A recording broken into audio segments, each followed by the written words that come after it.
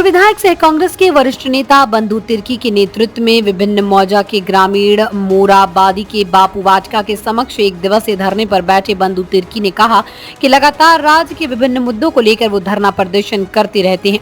आज एक दिवसीय धरना प्रदर्शन में 9 मौजा के लोग शामिल हुए।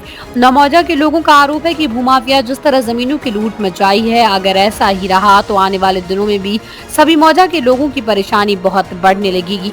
भूमाफियाओं की संपत्ति की जांच कर सरकार को उन पर कार्रवाई करने की आवश्यकता है।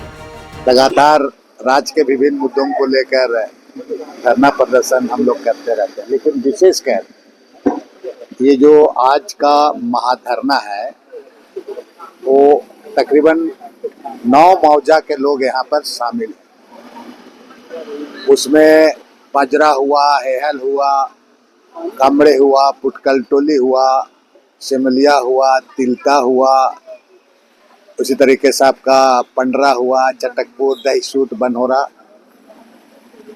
मैंने तकरीबन 10-11 मौजा के लोग यहाँ पर हैं। मैं विगत दिनों इन तमाम मौजों का भ्रमण किया था और इन मौजा का आज देखिएगा स्वरूप ही बदल गया। वहाँ का सामाजिक जमीन, धार्मिक जमीन, रैयत का जमीन वो गैर कानूनी की तरीके से भू माफिया और कुछ तो गांव के दलाल भी मिले हुए हैं। मैंने जिस तरह लूट मचाया हुआ है, ये आने वाले दिन में उस मौजा के लोगों का के लिए बहुत बड़ा संकट उत्पन्न हो जाएगा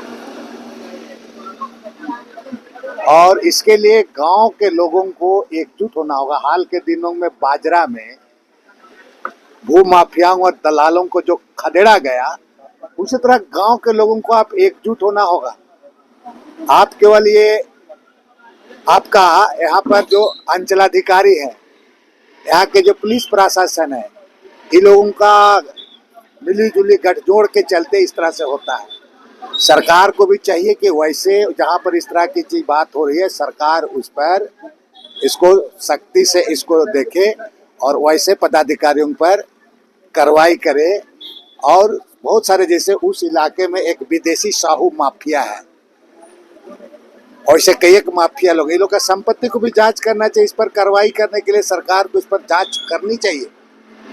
पूरे नदी नाला, धार्मिक स्थल से लेकर के आपका सामाजिक गैर मजरूआ जमीन का जिस तरह से लूट मचाया हुआ है, हमको लगता है कि आने वाला जो 4 साल के बाद गांव का गांव आपका पूरा समाप्त हो जाएगा। और इसी के लिए इसके माध्यम से आज लोगों को हम जितने भी जमीन से लेकर के जमीन को लेकर के जमीन की बात करते हैं, वो नेता चाहे वो एमएलए एमपी हो, चाहे मुखिया हो, सरपंच हो, चाहे जो भी नेता है सामाजिक कार्य करता है, वैसे लोगों को ईमानदारी से आगे आने की जरूरत है और वैसे गांव के जो दलाल भू माफिया को पहचानने की जरूरत है।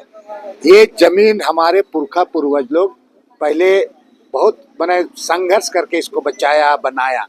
अब देखिए, अभी हम जो नए पीढ़ी इसको अगर नहीं समझेंगे तो ये आने वाले दिन के लिए बहुत बड़ा संकट उत्पन्न होगा। इसीलिए आज जरूरत है सबको एकजुट हो करके इसको, अब वैसे जो माफिया है, दलाल है, उस पर सीधी कार्रवाई करने की जरूरत है, सीधी कार्रवाई करने की जरूरत है। और इसके लिए अगर सीधी कार्रवाई होगा, जो विधि व्यवस्था बिगड़ेगा तो इसके लिए प्रशासन की जिम्मेवारी।